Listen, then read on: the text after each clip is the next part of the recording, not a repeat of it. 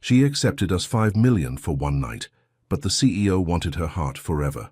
The glossy elevator doors of Sterling Enterprises reflected Everly Bennett's determined expression as she adjusted her navy blazer one last time. Her mother's voice echoed in her head. "Baby girl, sometimes the hardest fights are the ones we choose for ourselves." At 28, those words had become her armor, especially on days like today, when she had to face people who thought everything and everyone had a price tag. The social services budget cuts had hit her department hard. 3 months of sleepless nights, endless grant applications, and desperate fundraising hadn't been enough. The community center project she'd poured her heart into was hanging by a thread, and with it, the futures of dozens of children who needed a safe space after school. The elevator chimed at the 45th floor, and Everly stepped into a world that screamed old money and new power. The marble floors gleamed like mirrors, and floor-to-ceiling windows offered a vertigo-inducing view of Brooklyn Bridge in the distance. Her home borough looked different from up here. Smaller, more distant, like a painting rather than the vibrant, breathing neighborhood where she'd grown up. Miss Bennett, a sleek assistant with perfect posture, approached her. "Mr. Sterling will see you now." Following the assistant through a maze of glass and steel, Everly caught fragments of her reflection. Her corkscrew curls were perfectly arranged in a professional updo, and her minimal makeup highlighted her warm brown eyes and high cheekbones. She looked put together, confident, everything she needed to be to convince one more potential donor to save her project. The assistant opened a heavy wooden door, and Everly's heart skipped a beat. Lysander Sterling stood at the window, his tall frame cutting an imposing silhouette against the Manhattan skyline. At 6'2", he dominated the space not just physically but with an aura of absolute control. When he turned, his grey-blue eyes assessed her with the precision of a master chess player evaluating his next move. "Ms. Bennett." His voice was deep, cultured, with just enough warmth to be polite but not enough to be welcoming. "Please, have a seat." The Tom Ford Oud Wood cologne reached her before she'd taken 3 steps into the room. It was sophisticated, expensive, and somehow both inviting and intimidating, just like its wearer. Everly took the offered seat, noting how his custom Tom Ford suit matched the steely determination in his eyes. "Mr. Sterling, thank you for meeting with me. I understand your time is valuable." $5 million. Everly blinked, her carefully prepared pitch dying on her lips. "I'm sorry." Lysander Sterling walked around his massive desk, each movement deliberate and graceful. He unbuttoned his suit jacket, a nervous tell she'd notice many times in the future, and sat down across from her. $5 million, he repeated, his voice steady. "That's my offer. Not for your community center project, Ms. Bennett. For you." The room suddenly felt too warm, too small. Everly's fingers tightened on her portfolio. "I don't understand." "It's quite simple." He leaned back, studying her with those unnerving eyes. "I need a companion for the Metropolitan Museum's annual gala next month. Someone intelligent, beautiful, and most importantly, genuine. Someone who won't raise eyebrows or question marks among my more traditional investors." A laugh bubbled up in Everly's throat, sharp, incredulous. "Mr. Sterling, I'm a social worker, not an escort." "I'm not looking for an escort." His expression remained impassive, but something flickered in his eyes. Annoyance, interest. "I'm looking for a business arrangement. One evening. No romantic expectations, no strings attached. Just your presence, your conversation, and your discretion." Everly stood up, her chair scraping against the floor. "I think there's been a misunderstanding. I came here to discuss funding for a youth program that could change lives, not to... $5 million could change a lot of lives, Miss Bennett." His voice was soft now, almost hypnotic. "How many children could your center help with that kind of funding? How many families could benefit? All for one evening of your time." The worst part was, he was right. $5 million would not only save her current project, but could fund expansion plans she'd only dreamed about. After-school programs, counseling services, job training for parents, everything she'd fought for over the past 5 years. Why me? The question came out before she could stop it. Lysander stood, walking to a cabinet where a crystal decanter caught the afternoon light. "Because you're real." He poured himself a measure of amber liquid. "My world is full of people playing parts, Ms. Bennett. You walk in here straight from the trenches of social work, wearing your convictions like armor. That kind of authenticity is rare. And expensive, apparently." The words tasted bitter in her mouth. He smiled then, a small, almost imperceptible curve of his lips. Everything has a price. The question is whether we're willing to pay it. He gestured to the decanter. Can I drink? No, thank you. Everly gathered her belongings, trying to ignore how her hands shook slightly. Mr. Sterling, I appreciate your unique offer, but I'm afraid I'll have to decline. She was almost at the door when his voice stopped her. The children whose futures you're fighting for, do they care about your pride, Mrs. Bennet? Everly's hand froze on the doorknob. The scent of her Coco Mademoiselle perfume mingled with his oud wood in the air between them, creating an oddly intimate atmosphere she hadn't noticed before. Think about it, he continued. You have until Friday to decide. After that, I'll need to make other arrangements. She didn't turn around, didn't trust herself to look at him again. Goodbye, Mr. Sterling. The door closed behind her with a soft click, but Everly's heart thundered in her chest all the way down to the lobby. Outside, the spring air hit her face like a wake-up call. She walked 3 blocks before her legs stopped shaking enough to hail a cab. That evening, in her small Brooklyn apartment, Everly sat at her window seat, watching the sunset paint the city in shades of gold and pink. Her mother's old jazz collection played softly in the background. Miles Davis tonight, because she needed something to soothe her soul. She pulled out her worn leather journal, a habit she'd maintained since college. The blank page stared back at her, waiting for her to make sense of the day's events. $5 million, she whispered to the empty room, the numbers feeling surreal on her tongue. Pride or purpose? Principles or pragmatism? The questions swirled in her mind as she watched the city lights blink to life, one by one, like stars being born in an urban sky. She had until Friday to decide, but somewhere deep inside, past all her carefully constructed walls of principle and propriety, Everly Bennet already knew what her answer would be. The question wasn't whether she would accept Lysander Sterling's offer. The question was what it would cost her, not in dollars, but in pieces of her soul. Thunder rolled across the Brooklyn sky as Everly stared at her laptop screen, the budget spreadsheet blurring before her tired eyes. 3 days had passed since Lysander Sterling's proposition, and she'd buried herself in work, trying to find alternative solutions. But the numbers didn't lie. Without major funding, the community center would never open its doors. A knock on her office door startled her. Come in, she called, quickly wiping away a stray tear. Girl, you look like you haven't slept in days. Monica Rodriguez, her closest friend and fellow social worker, walked in carrying 2 steaming cups of coffee. Her bright yellow dress contrasted sharply with the gloomy weather outside. Spill it. What's eating you? Everly accepted the coffee gratefully, inhaling the rich aroma. You wouldn't believe me if I told you. Try me. Monica perched on the edge of the desk, her dark eyes concerned. Is this about the Sterling meeting? Did that Silver Spoon CEO shut us down? Not exactly. Everly took a deep breath, the coffee warming her hands. He offered me $5 million. Monica's eyebrows shot up. That's amazing. Why do you look like someone died? Because it's not for the center, at least not directly. Everly set down her cup and stood, pacing to the window. Below, children played basketball in the community court, undeterred by the threatening weather. He wants me to be his date for some fancy gala. Hold up! Monica's coffee cup clattered against the desk. Lysander Sterling, the most eligible bachelor in New York, offered you $5 million to be his arm candy. It's not like that. He says it's strictly business. He needs someone genuine to impress his investors. Everly turned back to her friend. But it feels wrong, Monica. Like I'm selling myself, or like you're being smart and using his privilege to help our kids. Monica's voice softened.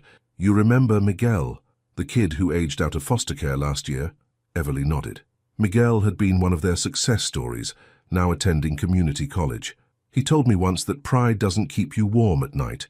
Sometimes we have to play the game to change it. Before Everly could respond, her phone buzzed. An unknown number flashed on the screen. Everly Bennet speaking. Ms. Bennet? Lysander's voice sent an unexpected shiver down her spine. I trust you've had time to consider my offer. She caught her reflection in the window. Tired eyes, determined set of her jaw. I have conditions. A pause, then a low chuckle. I expected nothing less. Dinner, tonight, 8 o'clock, Le Bernardin. We can discuss terms. Mr. Sterling, Lysander, please. If we're going to be seen together, we should at least be on first-name terms. After hanging up, Everly turned to find Monica grinning. "Girl, you better let me help you get ready." 6 hours later, Everly stepped into Le Bernardin, her heart racing beneath her favorite navy cocktail dress. The maitre d' led her through the elegant restaurant to a private dining room, where Lysander waited. He stood as she entered, and for a moment, something flickered in his eyes. Appreciation, perhaps, or surprise. His Tom Ford suit was impeccable as always, but tonight there was something different about him, a hint of vulnerability beneath the polished exterior. "You look stunning," he said simply, pulling out her chair. "Thank you." She sat, careful to maintain her composure. "Shall we discuss terms? Always straight to business." He smiled, pouring her a glass of wine. "Very well. Your conditions. The money goes directly to the center, through proper legal channels. I want everything transparent and above board." "Done." He didn't even hesitate. "What else?" "No physical contact beyond what's necessary for appearances. No implications of anything. Intimate. Naturally." His grey-blue eyes held hers. "Sir, though you should know, there might be dancing at the gala." "I can handle a waltz, Mr. Sterling." "Lysander," he corrected gently. "And I'm sure you can handle many things, Everly. That's precisely why we're here." The waiter arrived with their first course, and Everly used the interruption to gather her thoughts. The food was exquisite, tender scallops with delicate truffle sauce, but she barely tasted it. "Sarah, there's something else you should know," Lysander said after a while. "Nathaniel Vance will be at the gala. Should I know that name? He's my chief competitor. Brilliant, charming, and utterly ruthless." Lysander's jaw tightened. "He has a habit of taking things that interest me." "I'm not a thing to be taken, Lysander." His eyes softened fractionally. "No, you're not. But Nathaniel won't see it that way. He'll see you as a way to get to me." "Then why invite this complication? Surely there are other events or—" "Because this gala is where decisions are made, alliances formed. The future of my company could depend on the impression we make." The weight of his words settled over her. This wasn't just about appearance, it was about power, influence, and games she didn't fully understand. "Tell me about him," she said finally. "What should I expect? Imagine a snake wearing Dior Sauvage and $1 million smile. He'll try to charm you, to make you doubt everything about me and this arrangement. You don't trust me. I don't trust him." Lysander leaned forward, his cologne teasing her senses. "Nathaniel has a talent for finding people's weaknesses, and right now, Everly, you might be mine." The admission hung between them, heavy with implications neither was ready to explore. "So what are you telling me this? Because you deserve to know what you're walking into." He sat back, signaling for another bottle of wine. "And because I suspect you're like me, you prefer to face your battles with open eyes." Later that night, as her taxi wound through the rain-slicked streets of Brooklyn, Everly's mind raced. She'd agreed to his terms, signed the contracts he'd somehow had ready. Everything was legal, clear, protected by confidentiality agreements that would make Fort Knox look accessible. But it wasn't the contract that kept her awake that night. It was the way Lysander's mask had slipped, just for a moment, when he'd helped her with her coat, the gentle brush of his fingers against her shoulder, the subtle intake of breath when she'd turned to thank him. In her tiny apartment, Everly kicked off her heels and pulled out her journal. The pages were filling up with questions she couldn't answer, feelings she couldn't name. Her phone buzzed with a text from an unknown number. "Sweet dreams, Ms. Bennett. The game begins tomorrow. N.V." Everly stared at the message, her pulse quickening. Nathaniel Vance, how had he gotten her number? More importantly, why was he already making moves in a game she barely understood? She thought of Lysander's warning, of the children who needed the community center, of the thin line she was walking between pragmatism and principle. Outside, the storm finally broke, rain hammering against her windows like nature's own warning. But Everly Bennett had made her choice. Now she just had to survive the consequences. She texted back a single word: "Good night. Let Nathaniel Vance play his games." She had 5 million reasons to stay focused, and one man's grey-blue eyes to avoid getting lost in. Tomorrow, she would start learning the rules of their dangerous game. Tonight, she would dream of children's laughter in a community center that was no longer just a fantasy, and maybe, just maybe, of the way Lysander Sterling looked at her when he thought she wasn't watching. "Hold still," Monica insisted, adjusting the hem of the midnight blue gown that had arrived at Everly's apartment that morning. The dress was a masterpiece of subtle elegance, fitted through the bodice before flowing into a gentle sweep of fabric that moved like water when she walked. Girl, I don't care what you say about this being just business. The man has taste.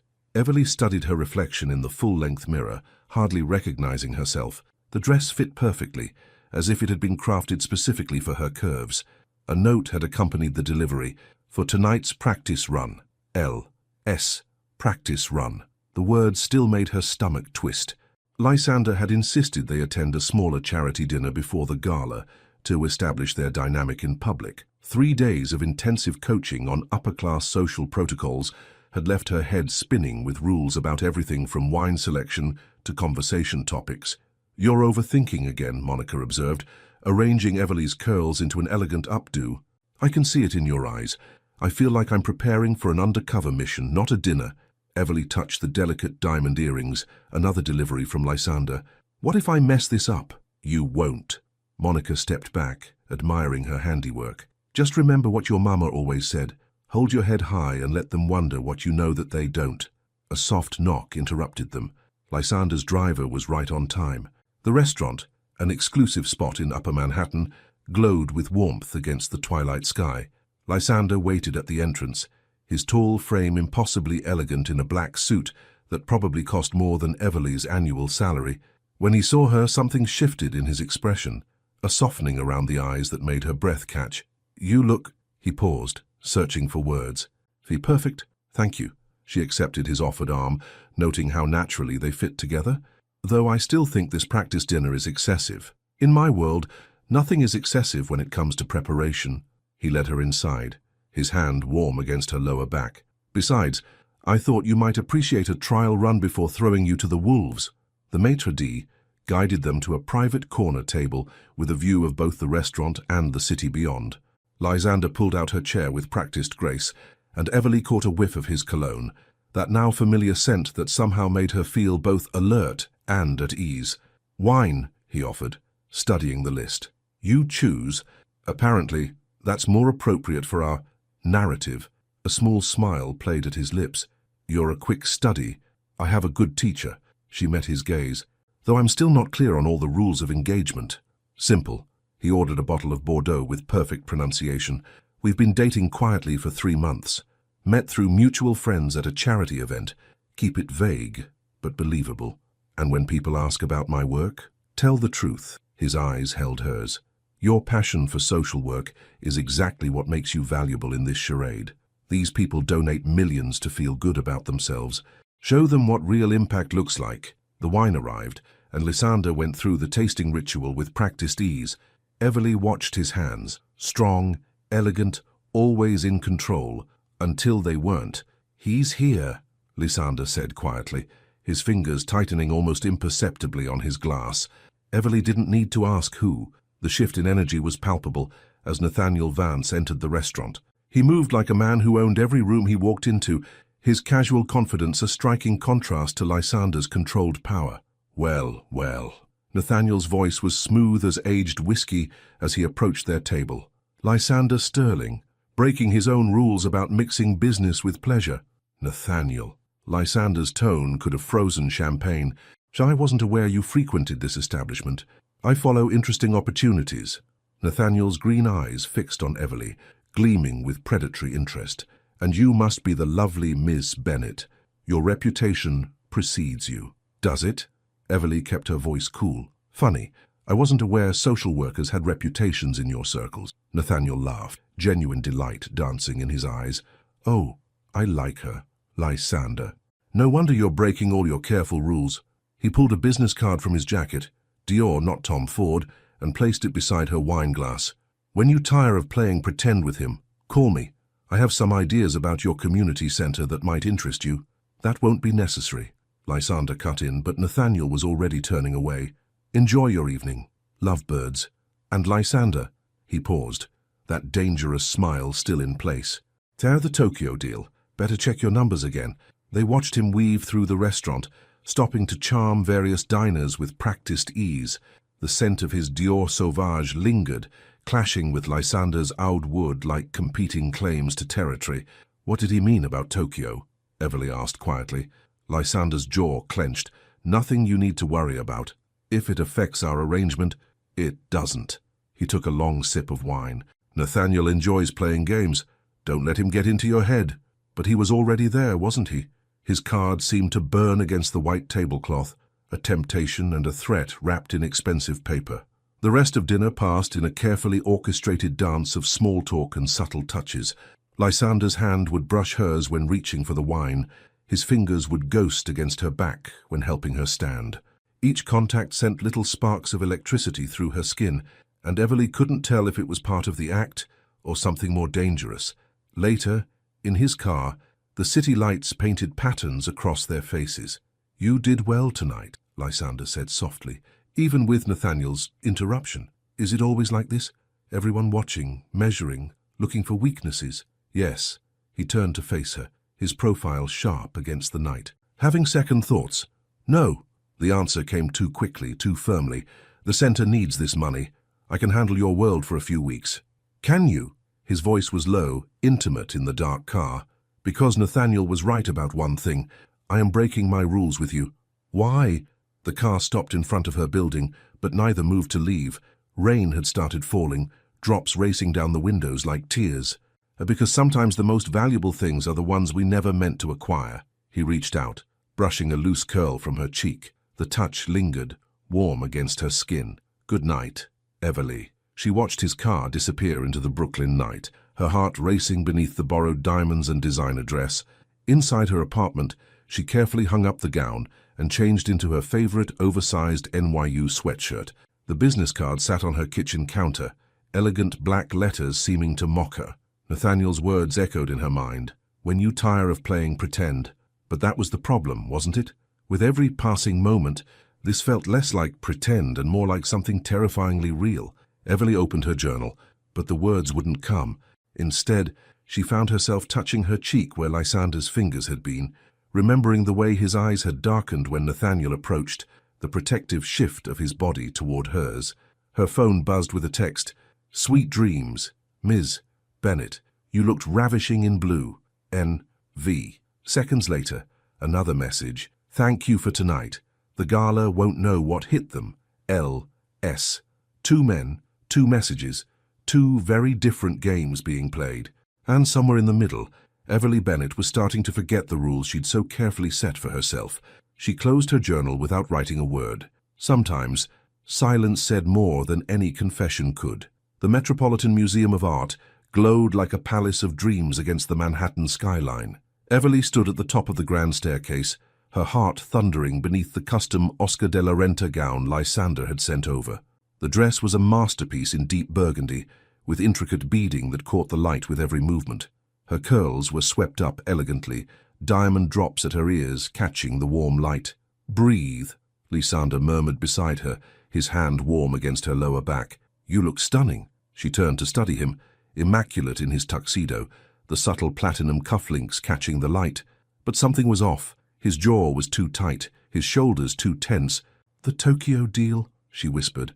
A muscle twitched in his cheek. Let's just say Nathaniel's warning wasn't entirely baseless. Before she could press further, they were swept into the gala. The great hall had been transformed into something out of a fairy tale, with crystal chandeliers casting golden light over New York's elite. The air was thick with expensive perfumes, power plays, and secrets. Lysander, an elegant woman in her 60s, approached, dripping in family diamonds. "You've been holding out on us, darling. Who is this enchanting creature?" "Mrs. Ashworth." Lysander's smile was perfect, practiced. "Allow me to introduce Everly Bennett. Everly Margaret Ashworth sits on the board of several major charitable foundations." Everly felt the woman's shrewd assessment behind her social smile. This was it, the first test. I understand you work in social services." Mrs. Ashworth's tone carried a hint of surprise. "Yes, I do." Everly lifted her chin slightly. "Currently, I'm developing a comprehensive community center project in Brooklyn. We're focusing on after-school programs, job training for parents key, and mental health support." Mrs. Ashworth's eyes sharpened with interest. "Mental health support? That's become quite a pressing issue, hasn't it? Tell me more." For the next 20 minutes, Everly found herself in an intense discussion about community intervention strategies.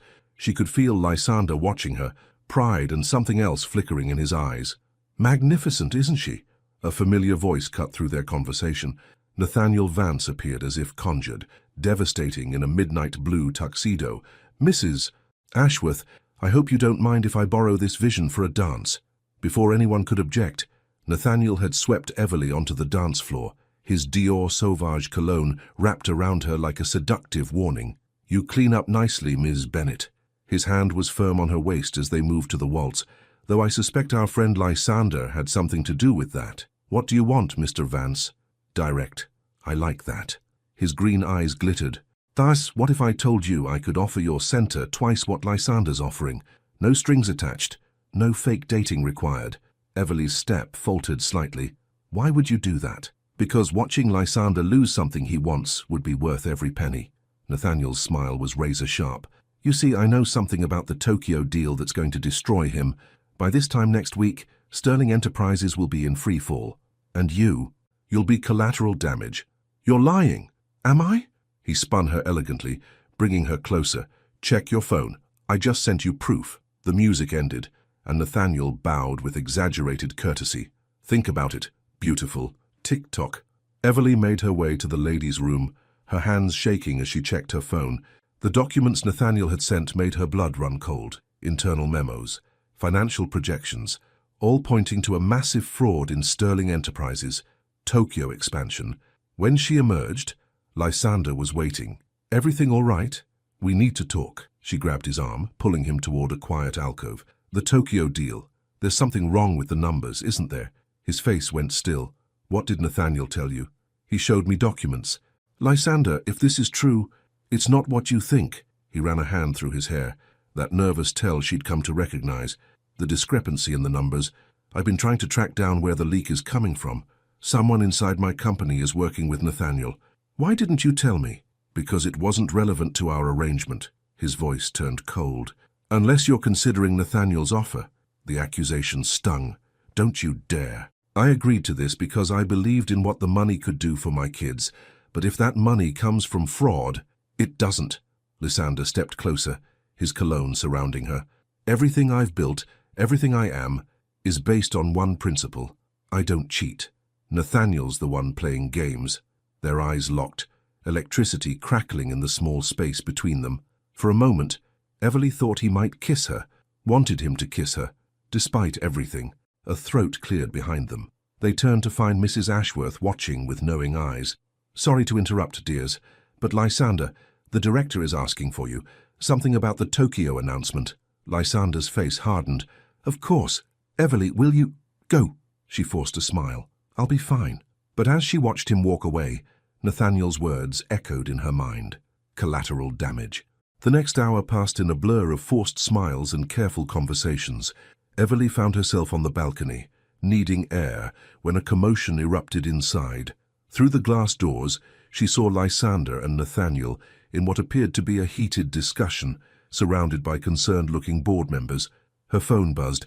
"Time's up, beautiful. Watch the fireworks. N.V." Seconds later, every phone in the room seemed to chime at once. The Tokyo documents had been leaked to the press. Everly watched in horror as Lysander's world began to crumble in real time. His face was a mask of controlled fury as he spoke with board members, his hands clenched at his sides. When their eyes met across the room, she saw something she'd never expected to see in Lysander Sterling's face. Fear. Not of the scandal, not of the financial implications, but of losing her. She made her decision in that moment. To hell with contracts and arrangements. This wasn't about money anymore. Everly Bennett was going to save Lysander Sterling, whether he wanted her help or not. Moving through the crowd, she caught Nathaniel's eye. He raised his champagne glass in a mock toast, that predatory smile still in place. Let him play his games. She had learned from the best. After all, the night wasn't over yet, and neither was she. Dawn broke over Manhattan, painting the sky in shades of pink and gold that seemed obscenely beautiful given the chaos of the past 12 hours. Everly hadn't slept. Her Oscar de la Renta gown lay draped over a chair in Lysander's penthouse office, replaced by clothes from the emergency kit Monica had insisted she keep at work. Black pants and a simple blouse that felt like armor in this glass and steel fortress. "Here." Lysander handed her a fresh cup of coffee. His tie loosened, jacket discarded hours ago. Dark circles shadowed his eyes, but his voice remained steady. "The board meeting starts in an hour." Have you looked at the files I found? Everly gestured to her laptop, where she'd spent the night analyzing years of financial records. Her social work background had given her an unexpected advantage. She was used to finding patterns in chaos, following paper trails that others might miss. Yes, he leaned against his desk, running a hand through his disheveled hair. But I still don't understand why you're doing this. The contract is void now. The scandal killed any chance of the gala serving its purpose. Everly set down her coffee, meeting his tired eyes. Do you really think that's why I'm here? Something flickered across his face. Vulnerability, wonder, fear. Why are you here, Everly? Before she could answer, his office door burst open. A team of lawyers and executives poured in, led by Richard Maxwell, Sterling Enterprises, Chief Financial Officer. His face was ashen.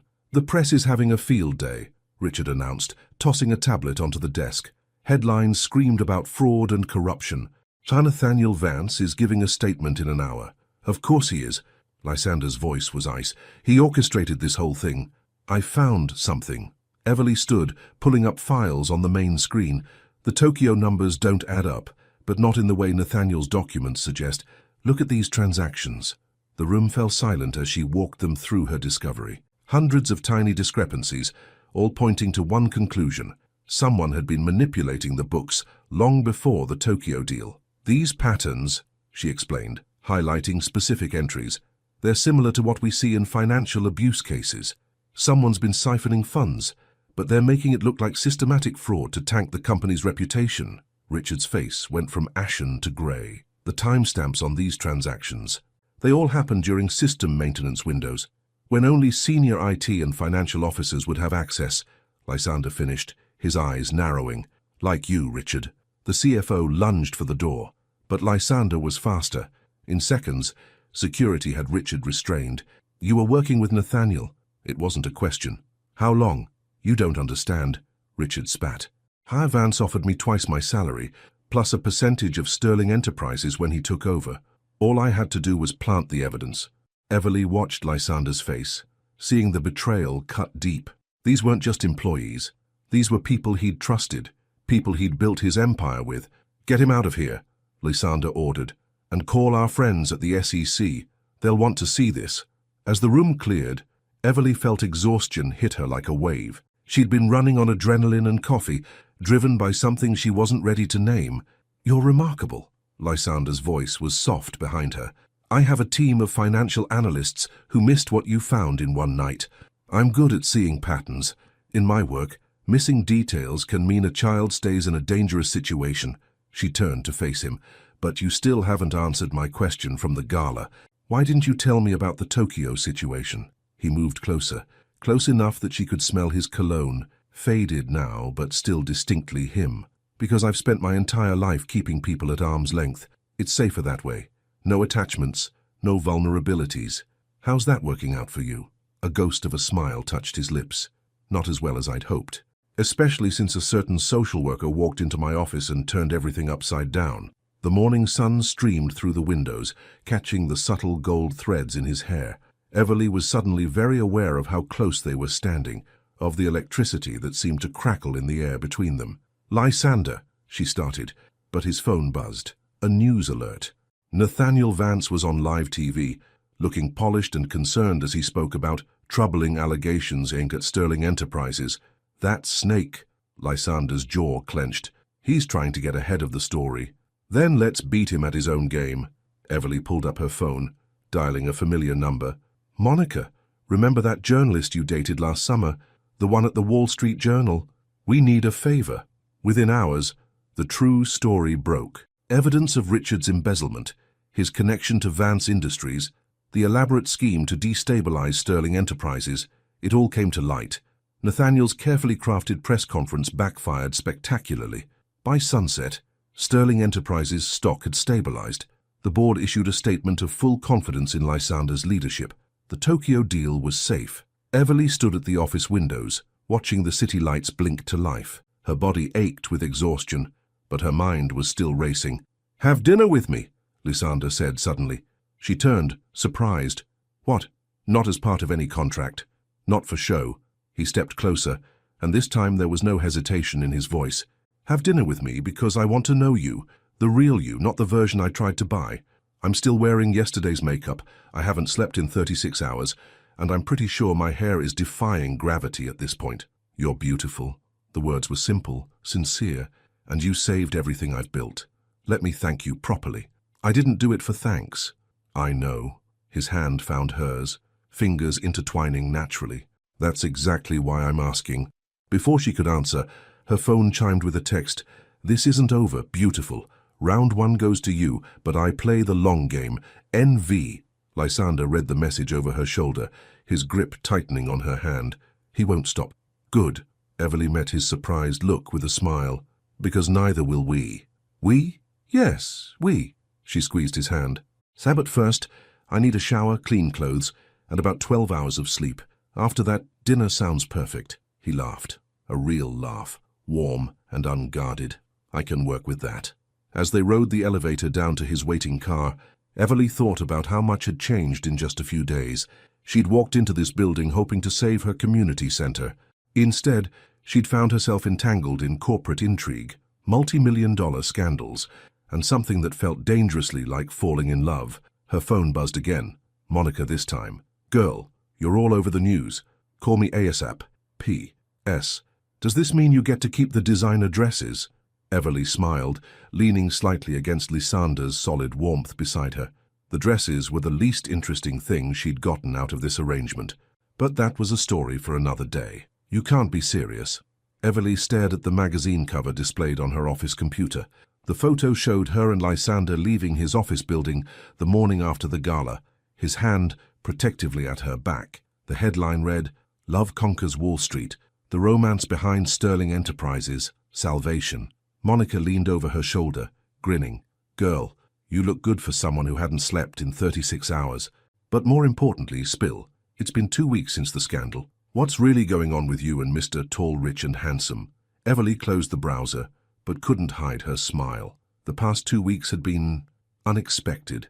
After that first real dinner, where they'd talked for hours about everything from their childhoods to their dreams, something had shifted between them. The pretense had fallen away, leaving something raw and genuine in its place. We're taking things slow, she said finally. Learning who we are without contracts and corporate drama between us. Slow, Monica arched an eyebrow. Is that why you've been coming to work glowing like a Christmas tree every morning? Before Everly could respond, her phone buzzed with a text from Lysander. Free for lunch. There's something I need to show you. Her heart did a little flip. Rain check on the interrogation, she asked Monica. Duty calls. Oh, is that what we're calling it now? Everly grabbed her bag, pointedly ignoring her friend's knowing smirk. Outside, Lysander's car waited at the curb, but he wasn't in it. Instead, his driver handed her an envelope containing an address in Brooklyn and a simple note, Meet me there, L.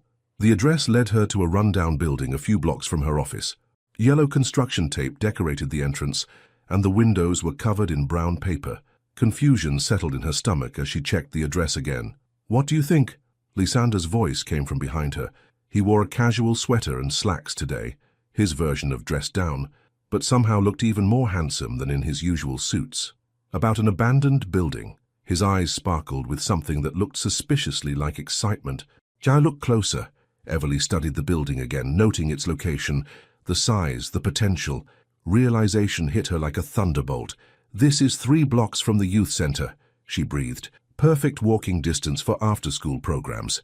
The paperwork went through this morning. He pulled out a set of keys. It's yours, or rather, it's the community center's. Consider it a proper investment in the future of Brooklyn's youth. Emotion closed her throat. This wasn't just a building. It was everything she'd dreamed of for her kids. Lysander, I can't. Yes, you can. He stepped closer, his cologne wrapping around her like a caress. You saved my company, Everly. Let me help you build something too. She looked up at him, seeing past the powerful CEO to the man who'd been watching her, learning her dreams without her even realizing it. This isn't because you feel obligated, is it? This is because He paused, something vulnerable flickering in his eyes. Because you make me want to be better. Do better. The kiss happened naturally, like breathing. His hands cradled her face as though she were precious, breakable. She tasted coffee and mint and possibility on his lips. When they parted, his forehead rested against hers. Have dinner with me tonight, he murmured. At my place. I want to show you something else. More surprises. Always. But fate, it seemed, had other plans. That afternoon, as Everly was reviewing renovation proposals for the new building, Monica burst into her office. Turn on the news. Now, the headline made her blood run cold. Breaking: Sterling Enterprises accused of systematic discrimination in housing projects. Her phone exploded with notifications, leaked emails, doctored statistics, and testimony from anonymous sources painted a damning picture of discriminatory practices in Sterling's real estate division. At the center of it all was a familiar face, Nathaniel Vance, expressing his deep concern about the allegations. "They thought this is nonsense," Everly muttered, scanning the reports. "I've seen Lysander's development plans. They're specifically designed to prevent gentrification and protect diverse communities." "Maybe," Monica said quietly, "but perception is reality in the media, and right now the perception is ugly." Everly's phone rang. Lysander's private line. "Turn on the news," she said immediately. "Already saw it." His voice was tight with controlled fury. "And this is Nathaniel's revenge play. He's trying to hit me where it hurts most, my reputation for ethical business practices. And my community center," Everly realized. "If Sterling Enterprises is accused of discrimination, any connection to a social services project would taint everything you're trying to build." He exhaled slowly. "I'm so sorry, Everly. I never meant to drag you into this." "Hey," she made her voice firm. "We're in this together, remember? Now tell me what you need." A pause, then, "Come to my office. Bring any documentation you have about Sterling's development projects in minority communities. We're going to fight back." "On my way." She hung up and turned to Monica. "I need every contact you have in community organizing. If Nathaniel wants to talk about discrimination, let's show him what real community support looks like." Already texting them. Monica's fingers flew over her phone. "But girl, be careful. Men like Nathaniel Vance don't play fair. Neither do I. Not anymore." The next few hours were a blur of activity. Everly coordinated with community leaders, while Lysander's team assembled evidence of Sterling Enterprises' ethical development practices. But something nagged at her, a pattern in the leaked documents that felt familiar. She was reviewing security footage from Sterling's IT department when she saw it, a familiar face entering the building late at night, using Richard Maxwell's old security codes. "Found you," she whispered, freezing the frame on a woman she recognized from the gala, Cassandra Wells, Nathaniel's executive assistant, and Richard's former fiancée. Her phone buzzed with a text. "Dinner's cancelled, I assume. Such a shame. I had something special planned. N.V." Another message followed immediately. "Check your email, beautiful. You might find tonight's headline interesting." Everly's hands shook as she opened her email. There it was, proof that Nathaniel had orchestrated everything, including Richard's embezzlement. But attached was something else. Photos of her and Lysander from the past 2 weeks. Intimate moments they thought were private. A clear threat. She stared at her phone, anger replacing fear. Nathaniel thought he could threaten her. He had no idea what she was capable of. "Game on," she texted back. Tonight's dinner might be cancelled, but Everly had other plans. It was time to show Nathaniel Vance that he wasn't the only one who could play the long game. And this time, she had something he didn't. A man worth fighting for and a cause worth protecting. Let him play his games. She had learned from the best, after all. The real question wasn't whether she would win. The question was what Nathaniel would lose in the process. Cassandra Wells had expensive taste in coffee. Everly watched from a corner table at the upscale Manhattan cafe as Nathaniel's executive assistant ordered her usual complicated drink. 3 weeks of surveillance had revealed Cassandra's predictable morning routine, a pattern that would finally prove useful. "Are you sure about this?" Monica's voice crackled through Everly's earpiece.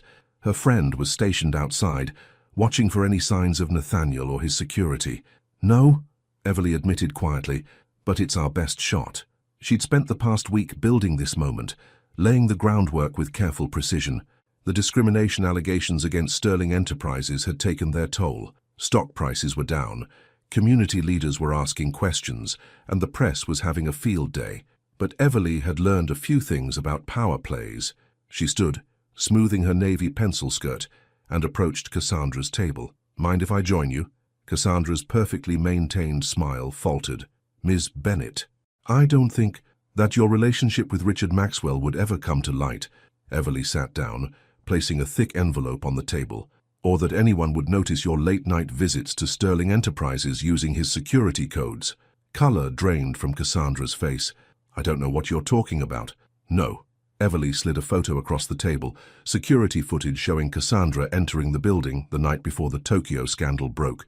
Let's talk about loyalty, Cassandra, and what happens when we put it in the wrong people. Meanwhile, across town, Lysander was having a different kind of conversation. The Sterling Enterprises boardroom felt colder than usual as he faced his directors.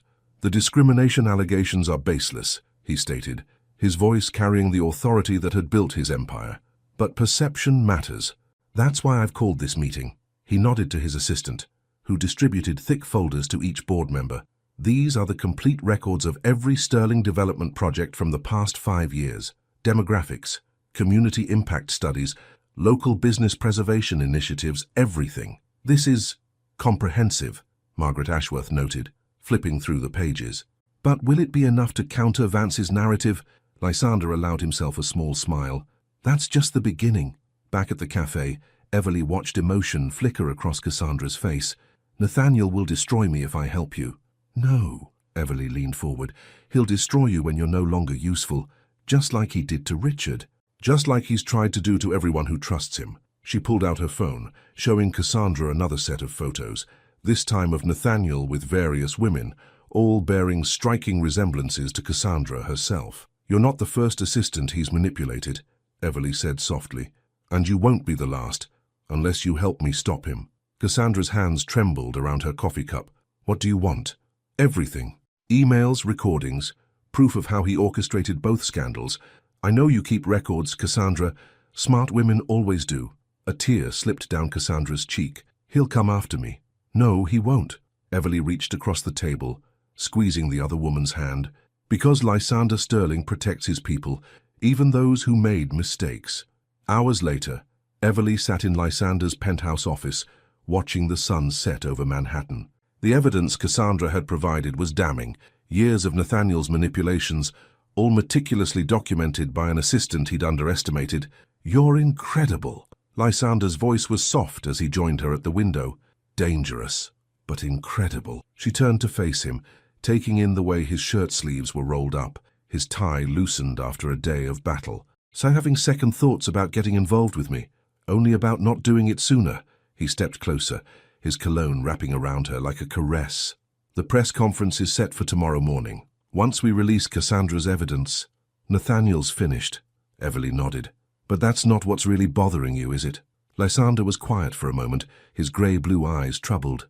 Duas, I watched you today, working to save my company, protect Cassandra, coordinate with the community leaders.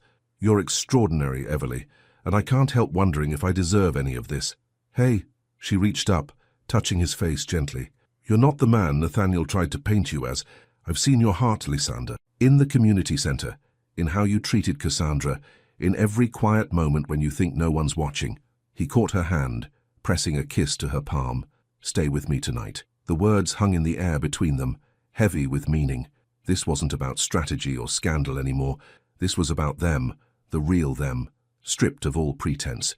We still have work to do, she whispered, but her resolve was weakening as he pulled her closer. It can wait. His lips found her neck, and Everly's world narrowed to the sensation of his touch. Everything else can wait. But the universe had other plans. Her phone buzzed urgently, Monica's emergency tone. The message made her blood run cold. Turn on the news now. Nathaniel just announced his engagement to Cassandra. No, Everly breathed, reaching for the remote. There it was. Nathaniel and Cassandra on every channel, looking perfectly in love as he slipped a massive diamond ring on her finger. A source close to the couple confirms this isn't a sudden decision, the reporter announced. They've been secretly dating for months, making Ms. Wells's testimony about Sterling Enterprises' ethical violations even more credible. Lysander's jaw clenched. He knew. Somehow he knew we'd approached her. No. Everly stared at the screen, watching Cassandra's performance. Something was off about her smile, her posture. This isn't a counter-move.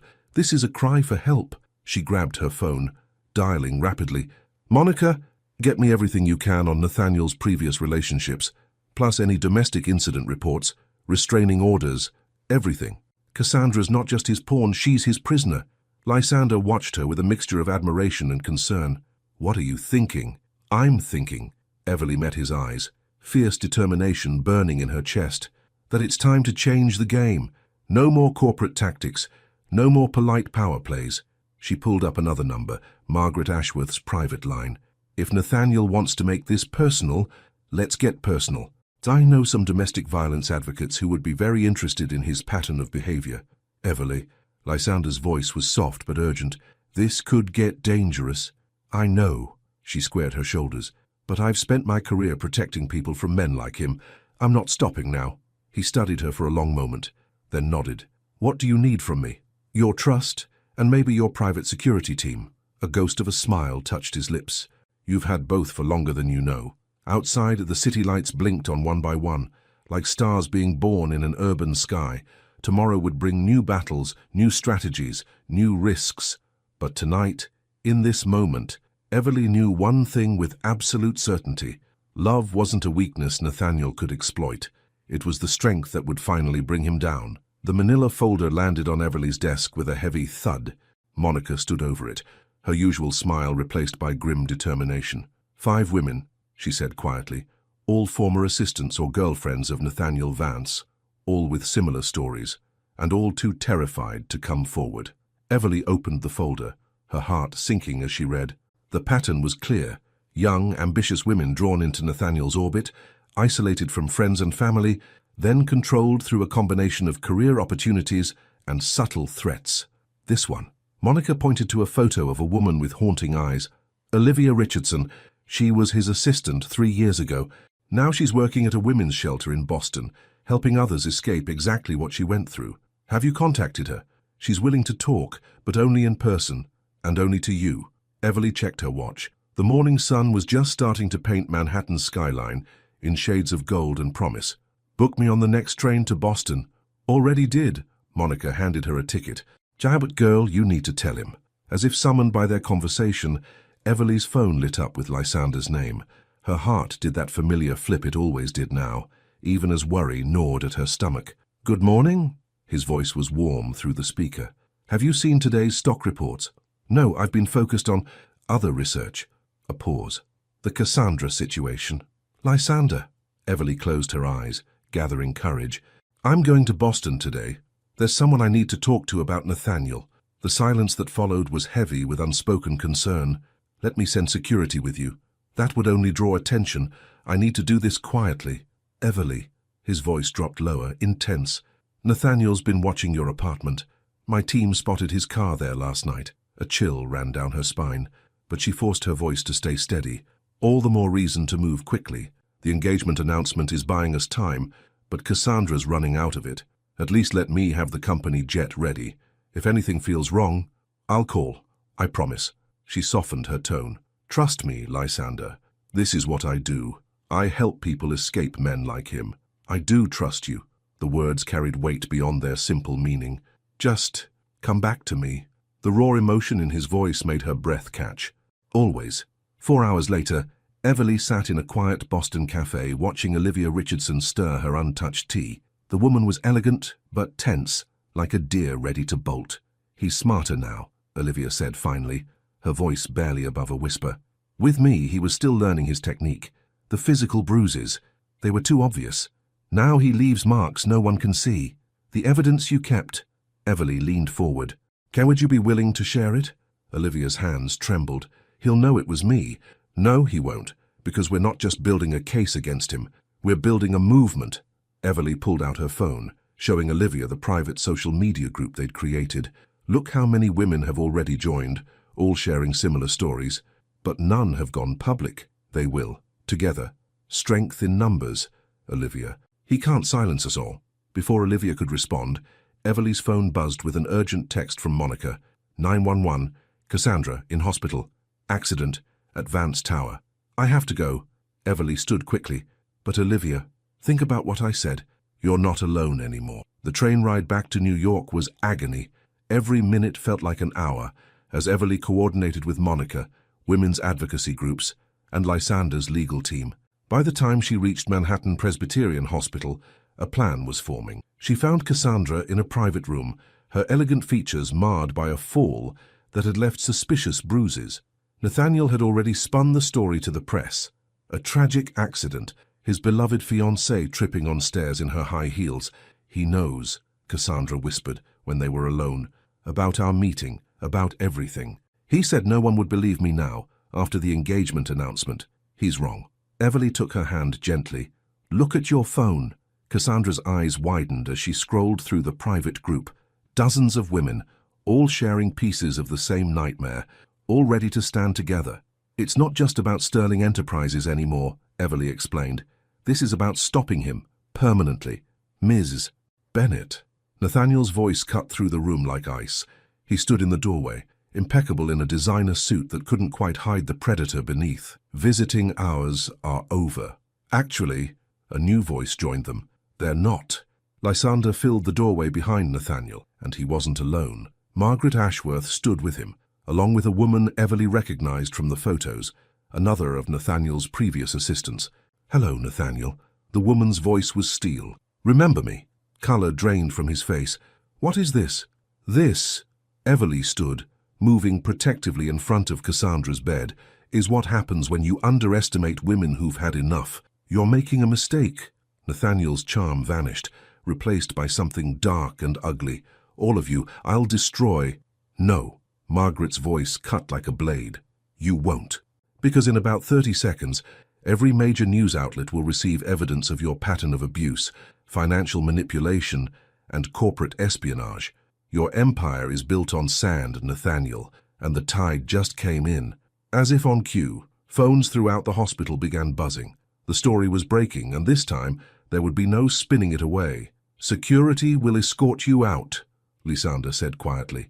"I suggest you go quietly. Your lawyers will be busy enough as it is." Later, in Lysander's penthouse, Everly watched the news coverage with a mixture of exhaustion and relief. Women across the country were coming forward, sharing their stories of survival. "You did it," Lysander murmured, pulling her close. "We did it." She turned in his arms.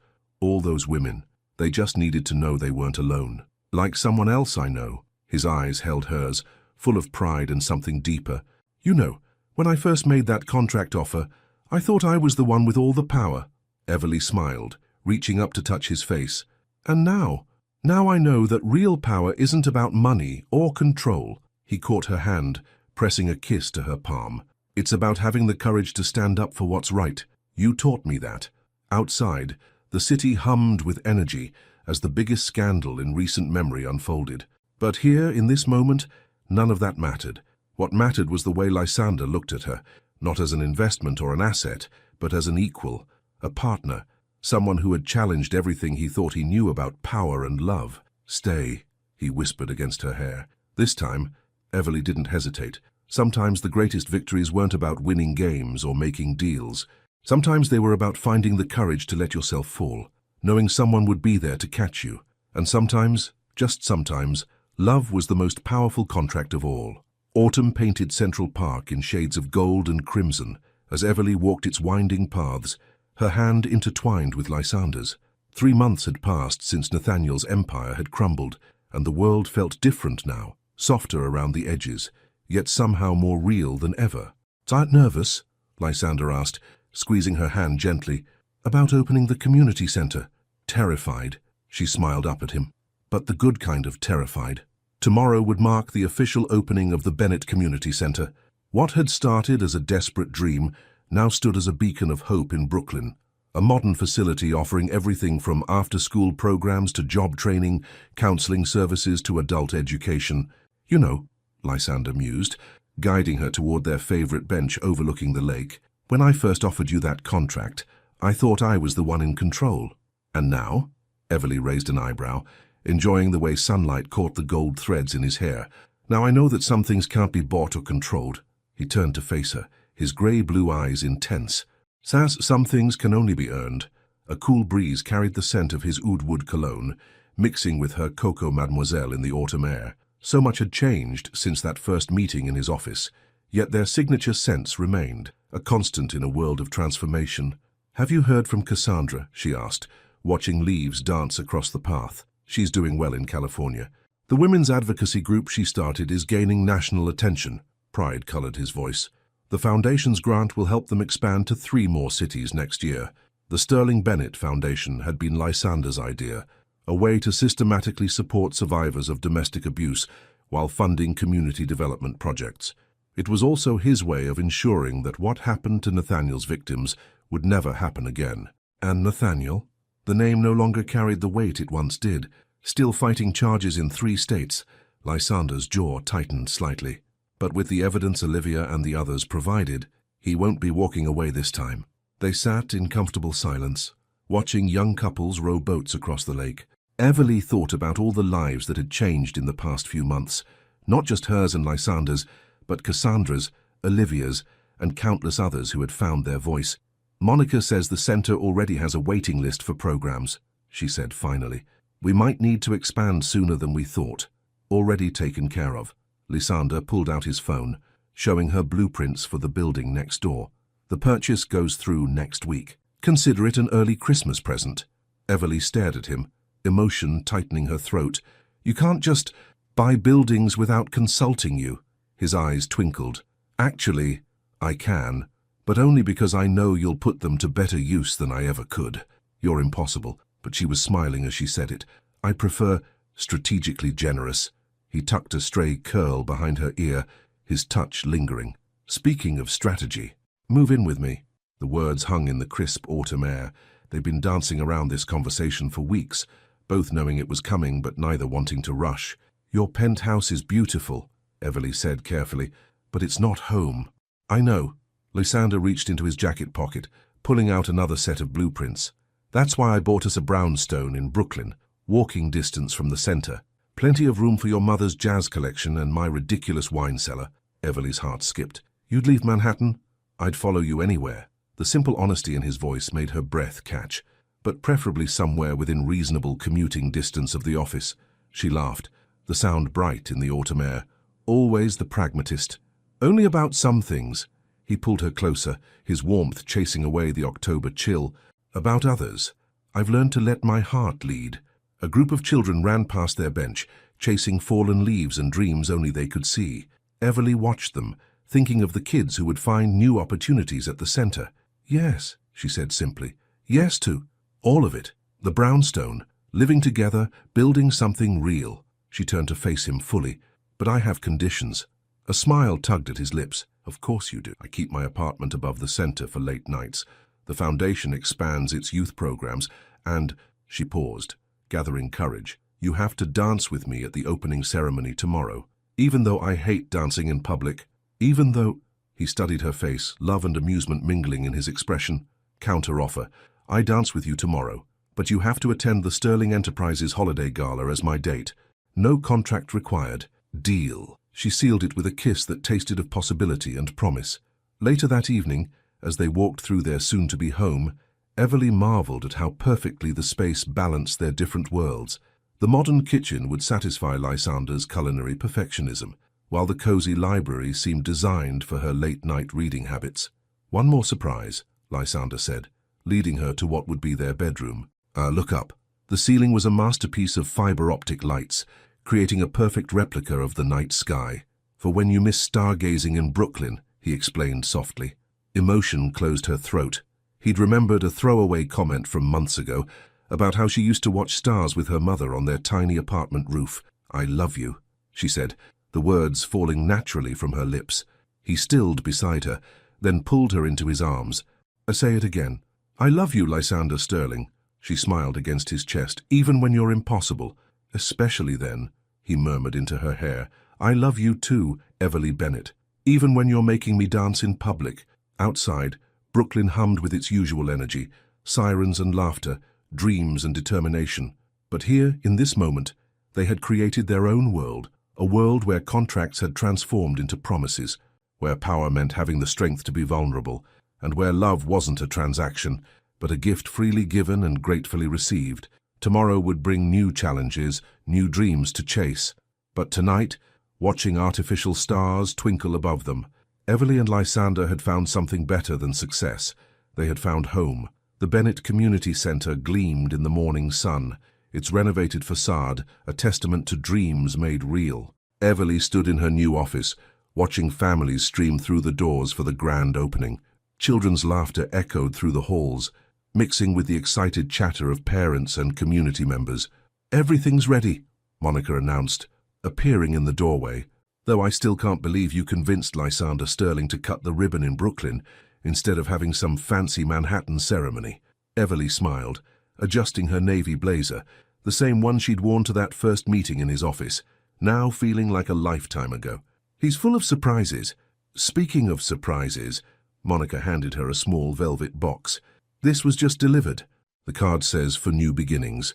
Inside, nestled on black silk, lay a delicate gold necklace with a single perfect star pendant. Everly's heart squeezed as she read the note in Lysander's elegant handwriting. "Because you taught me to reach for the stars, even when they seemed impossible to grasp." A knock at the door interrupted her moment of emotion. Margaret Ashworth stood there, elegant as ever in Chanel. "The press is ready, dear. And you won't believe who just arrived." Everly followed Margaret to the main hall, where Cassandra Wells was greeting a group of women, all survivors, all standing tall. The former assistant had transformed in the months since leaving Nathaniel. California sunshine had given her a healthy glow, and her eyes held a confidence that no designer clothes could buy. "I wouldn't have missed this," Cassandra said, hugging Everly tightly.